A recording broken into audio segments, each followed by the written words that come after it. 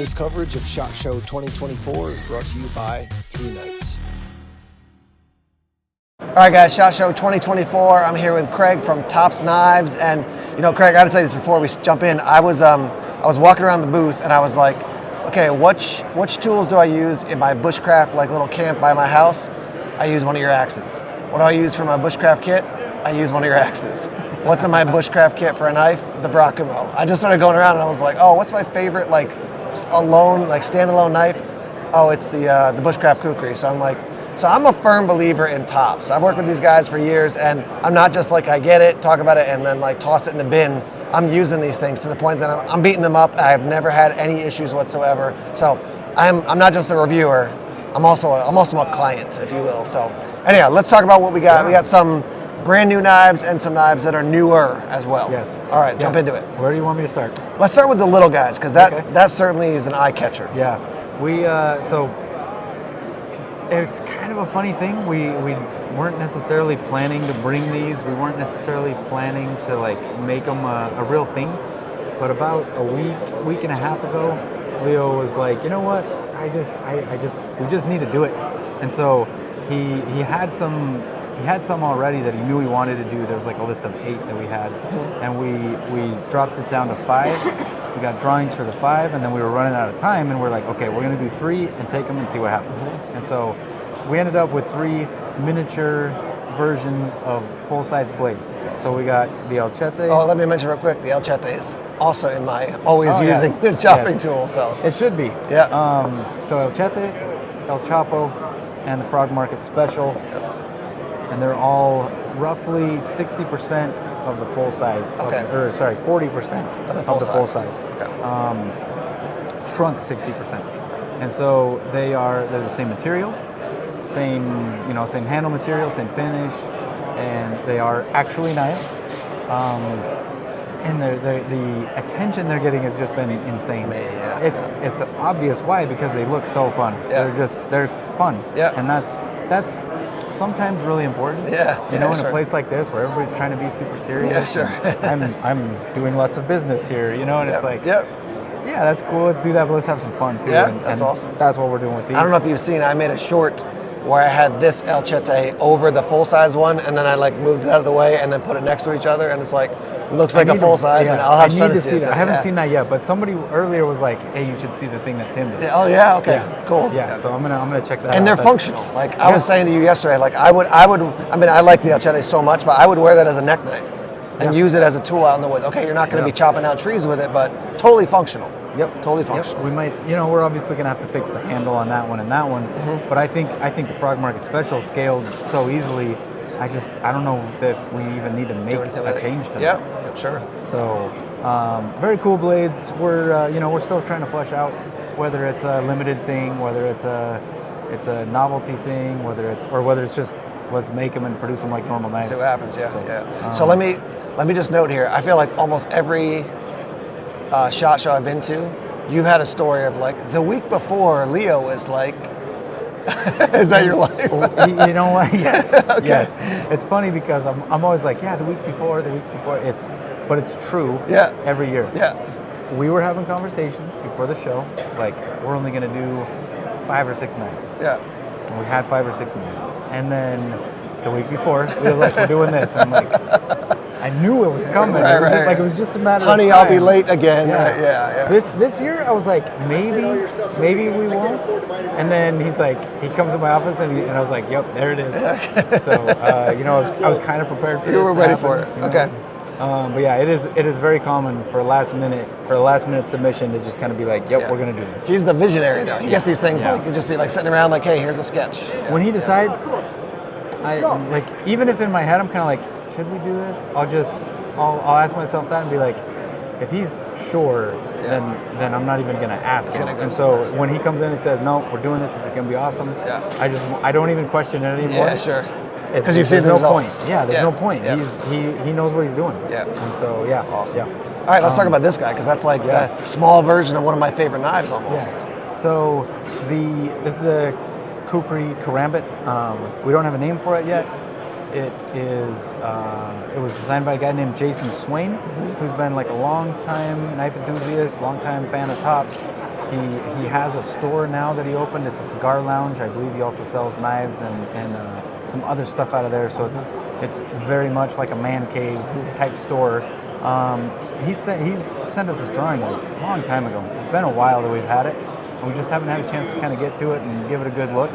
But this year, as Leo and I were going through, or last year, as we were going through, what are we doing for SHOT Show? What kind of prototypes do we want to take? This one came up again, and we were like, you know what, we do want to do it. Let's make it happen this year. There's no reason not to. We don't have any other Karambits coming out, so this is it. Sweet. It's very, very reminiscent of the Bushcrafter Kukri blade. The handle, clearly a Karambit handle.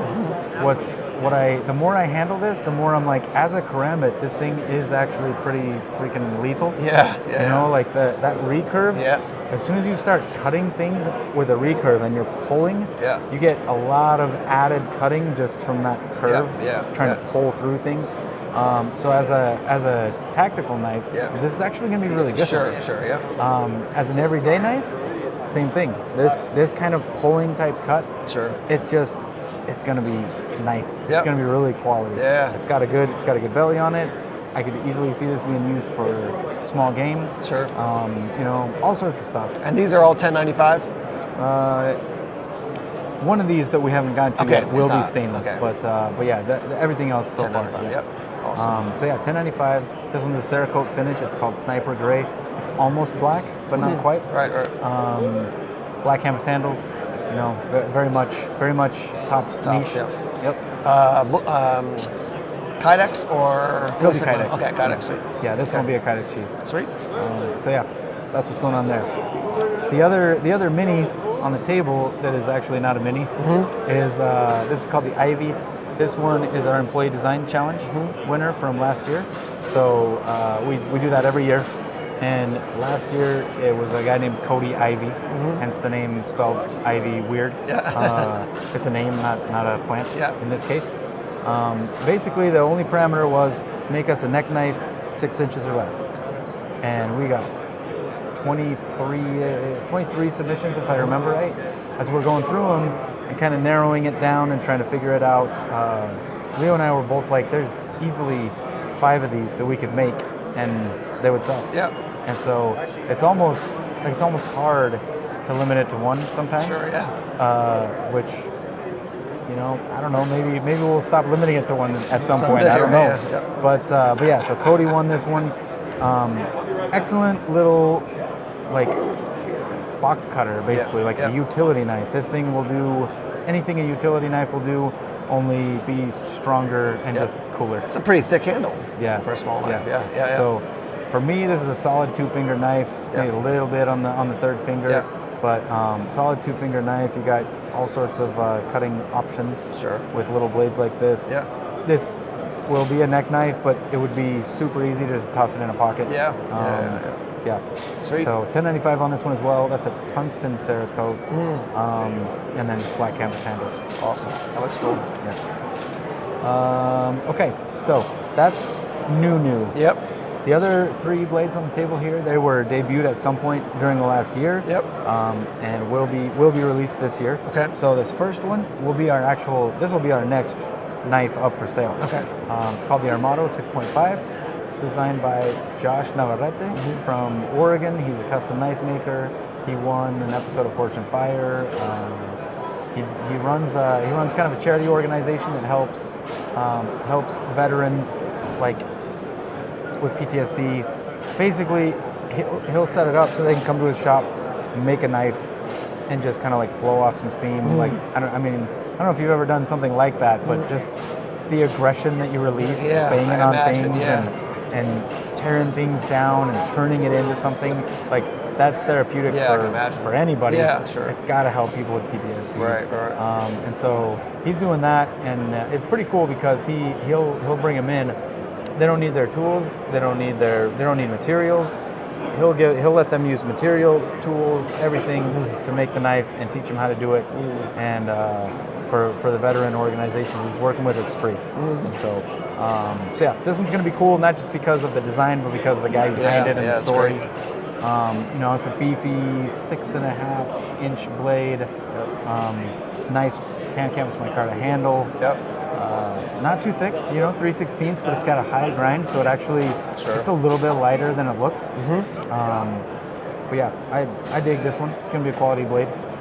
A lot of your knives are survival. They look like a survival knife. As soon as I pick this up, I'm like, oh, that's a survival knife. That's like a kind of a one knife does it all type of thing. So, and if you guys have never used Tops knives, they stand behind their product, and they make such a beefy product that you can use it aggressively, not stupidly, but aggressively, right? So, thank you. Yeah, and this is like no knife is. Well, I was going to say no knife is meant to pry, but we'll come to that in the near future. But, but 95% of knives are not meant to pry, right? So, but that's a beautiful knife. So, all right, let's talk about this guy here. Cool. So this one, the name is changing. Okay. But so we're going to call this the Tundra Wolf, not the Denali. There's actually a couple of other companies out there using that name. Okay. And so we're staying out of that. And so the Tundra Wolf, this was debuted last year, designed by a guy in Alaska, hence Denali and Tundra. Yep, got it. Name is Trevor Barrett. He's making knives. He's been doing it not too long, but he's making some really good stuff. This is a model that he makes a lot of, and when he brought it to us, what was cool about it is just this swoop on the top and on the bottom. Pretty unique. There's some blades similar to this, I would say, but nothing quite like it. We dig the way he did the tip on this. Just the design itself was really cool. Yep. And so there's sometimes where we don't know a guy, we don't know anything about him. And they bring us a design, and we're like, yeah, we'll make it. If it's unique enough, if it's timely, it's not something that's already in the lineup. That's what we'll do. Yep. So that's what's going on with this one. What's the function for that he uses it for? Mainly like outdoors use. Okay. I mean, he lives in Alaska, so everything in Alaska is rural, even if you are in a city. And so for him, it's like it's his bush knife. He'll go out and use it to clear brush and do this and that, and all sorts of stuff. Because that swoop makes me think it's for prepping those big game that they have up there. But yeah, and he does. He hunts. He does lots of time outdoors. I don't think you could live in Alaska and not be an outdoors person. You'll figure it out, right? You have to. Yeah. And so basically all of the above with that. This one will be Kydex. Should be out pretty early this year. Okay, I really like that one too, yeah. Yeah, that's cool. And that big, you can put your thumb all the way up there if you need to. If you had to do some sort of cuts. Yeah, you can get way into that. Yeah, that's really cool. So this is super outdoorsy, and then we're going to move to way more tactical with this one, I would assume. This one is actually very different for us. We're from Idaho. Yeah. We're clearly landlocked, nowhere near the ocean. The largest body of water near us, probably the Great Salt Lake. Yeah. Not a lot of animals in it. Yeah. But this is actually a dive knife. Yep. Figured. And so this was the prior year's employee design challenge. Oh, okay. All right. We wanted to do a dive knife. We've been wanting to do one for a while. But again, none of us are scuba divers. Right. None of us are spearfishers. We live in Idaho. And so we had our employees design some stuff, and then we sent off the drawings to a couple of guys that we were able to get in contact with. One of them did a lot of guiding and scuba diving off of the coast of Florida, and he put us in contact with a guy that does rescue diving in the Great Lakes. Okay. That is some wild stuff. Yeah. He started telling me some of his stories, and I was like, okay, this guy, he's seen some stuff. Yeah. He told me a couple of near misses he had. One was like a cave diving thing. That, talk about claustrophobia, man. Holy crap. Yeah. So we trust the feedback. You got good feedback. And basically we ended up with two. The other one is more of a spearfishing knife. This is more of a scuba diving knife. Right. So it's got a lot of that kind of survival aspect, because if things go wrong under the water, you don't have very long time. Yeah, sure. And so this one, our plan is to do N690 steel. A lot of the dive knives we were looking at are pretty inexpensive. A lot of them are made out of titanium. There's some other steels out there, like Spyderco's using H1, which is almost impossible to rust, which is weird for a steel. Yeah. But the one thing we wanted to make sure of is that it'll be a good knife for more than a few cuts. Yeah. Because that's the problem with titanium and some of these other materials is you cut a couple of things, it's dull. Yeah. If the only time you're ever going to use it is in a scary situation under the water, good to go. Right. I get that concept. Sure. But we like to make tools to be used. Yep. And so we're hoping that whoever's buying these from us is planning to use them. Yep. You know, like, yeah, you're underwater, but find stuff to cut. There's always stuff to cut. Like, you're always going to find fishing line or rope or garbage on the bottom of the ocean, you know, like, cut stuff with this. Yeah, not a chance, yeah. So this being more of a scuba dive, that's why this actual chisel end is not sharpened. Yep. We don't want people like puncturing lines or things like that when you're trying to breathe under the water. There's the tank tapper thing. A lot of experienced divers apparently can tap their tank and kind of like almost hear how much air is left. Wow. So their little gauge, if it's off or if they're not sure it's right, they can kind of check and be like, oh, that seems about right. Okay. So that's that. The serrations, obviously, for the rope or the materials that are kind of binding, and then a plain edge. So it'll be G10 handles. It'll be N690 steel. We may actually still either powder coat or Cerakote them just to add an extra level of corrosion resistance, especially if they're going to be in salt water a lot. Yep. So. And a pretty aggressive handle as far as a lot of texture on the handle. Very aggressive handle. When we did that, we wanted a lot of texture. Yeah. We actually bought some diving gloves. We tried to find some fairly thick scuba diving gloves and bought some just to see does this still fit? Yep. Is there enough guard? Is the handle long enough? Yep. You know, so we did try to do as much due diligence as we could, short of like learning how to scuba dive and jumping in the Great Lakes. In Idaho. Yeah. So that's awesome. So we're excited about these. They're going to be coming out probably closer to like mid-year for both of them. Okay. But yeah, we think, you know, N690, it's not going to hold its edge forever, but it's going to be good for edge retention, and it's going to be great for corrosion resistance. Yeah. So pretty low maintenance. You know, in saltwater environments, you'll still have to take care of them, but not like you would a lot of other steels. Right. I think N690 was the steel that Benchmade used on their first triage.